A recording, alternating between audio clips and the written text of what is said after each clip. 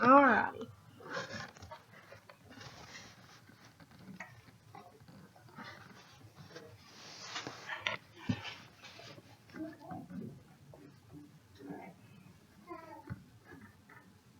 Growing up, I was the only child.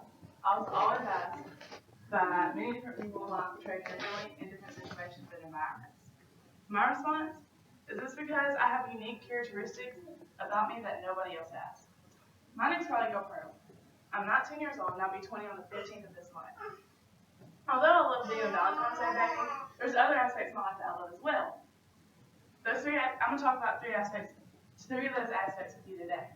I'm going to talk about my hometown, my career choice, and a fun fact that everybody loves about me, especially living in the South. So I'm from this little small town called Independence, Mississippi. It's probably not even on the map.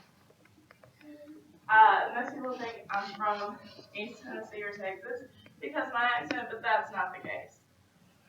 This small town is very Christ-based. There's a church on every corner. And with it being Christ-based, of course, I have a home church. And so my church family means absolutely everything to me, as well as my friends. It definitely supports that quote that blood isn't always thicker than water. This town supports everything our generation tries to accomplish, education-wise at least. And I wouldn't rather live anywhere else.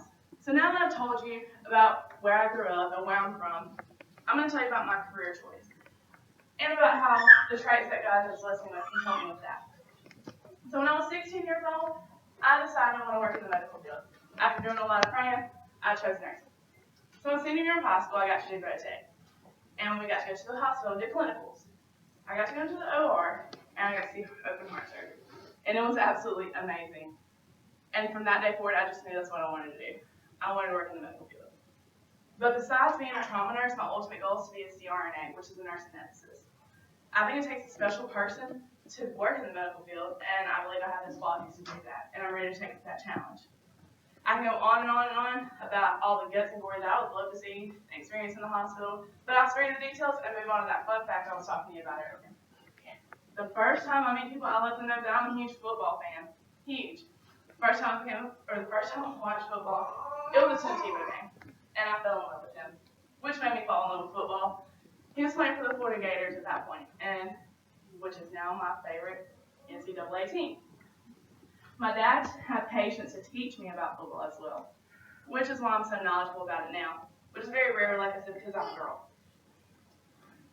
Which this whole different side of me comes out because I'm screaming at the TV, yelling at the TV, thinking my superstitions will work, hoping that they'll win, but they really probably won't.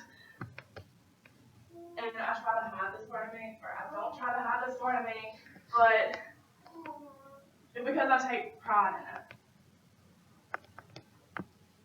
It's okay, don't stress. So now that I've given you a glimpse into my life,